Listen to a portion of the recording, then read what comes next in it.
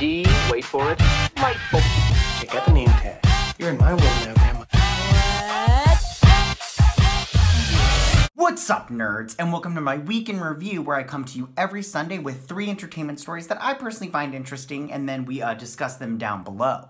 Also in the description, you can find the 3 articles that I read to bring you this story, so that way you can read them and make up your own opinion, and you don't just have to listen to me, although I think I'm pretty good at this. Anyways, so I also just want to say that if you like what I do here and you enjoy independent content here on YouTube, please consider subscribing to my channel. YouTube within the last 6 months did a bot and an old account cleanse, and there was some collateral damage. So I just want to ask you to consider liking, subscribing, and sharing my videos, and I thank you in advance. So without further ado, let's just dive right into these stories. So back in 2018, reports surfaced that Disney was set to reboot their blockbuster franchise, Pirates of the Caribbean. Since then, fans have been wondering what would that mean for Johnny Depp's Captain Sparrow. Well, according to this, we can expect him not to return. Now, the studio is currently looking for a female lead, and one name is at the top of Disney's list to lead the reboot, and that name is Karen Gillan. That's right, it's the Guardians of the Galaxy star, Karen Gillan, and the rumor is that she's at the top of the list, but they are looking at more than one actress to be the lead in the reboot. And I don't know how you feel about this. I personally don't think that Pirates of the Caribbean is Pirates of the Caribbean without Johnny Depp's Captain Jack Sparrow. I know that a lot of people want to talk about identity politics in Hollywood, and they want to talk about all this stuff. I have to say, though, Karen Gillan is a great choice. She's so great, and she's so likable. I think off camera and on camera, she just comes off very likable. I mean, if you follow her on Twitter and on Instagram, I love her posts. I think that she's so charming and so friendly, or at least she comes off that way, so she's doing a great job. So if they're gonna replace it with a female, I think that's a great choice in my opinion. I think it's just great. And read this article and everything, and I'll talk about it. So that's my first story of the day. So for my second story of the day, it looks like Bright 2 has found a director. That's right, David Ayer is out. It looks like he is going to be filming the new Dirty Dozen movie. I'm not sure how that'll pan out, but I mean, is anybody looking for a new Dirty Dozen movie? I know I'm not. I wasn't looking for the first one, so I won't be looking for this one. Plus, I really, in all honesty, I don't think David Ayer is all that great. I know a lot of people like him and they think his work is good, but I personally don't. He doesn't tickle my fancy in any way, shape, or form. Although he did do some good things with Suicide Squad, so I can't fault him for that. So, but it looks like the director they have chosen is Leterrier. I think that's how you say his name. And of course, this is for Netflix, because Bright was a Netflix movie. And he was doing Dark Crystal for them over there, that Dark Crystal show. And so he probably sat down. They're like, "Hey, you doing anything? You wanna direct this Bright 2 movie?" Which was starring Will Smith.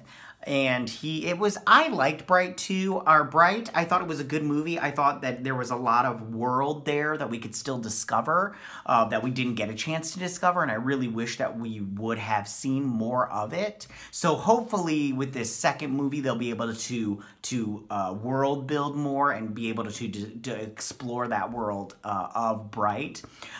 If you don't know Louis Leterrier, his movies are, he did the first the Transporter movies. He also did The Incredible Hulk. That's where I was introduced to him and his directing style.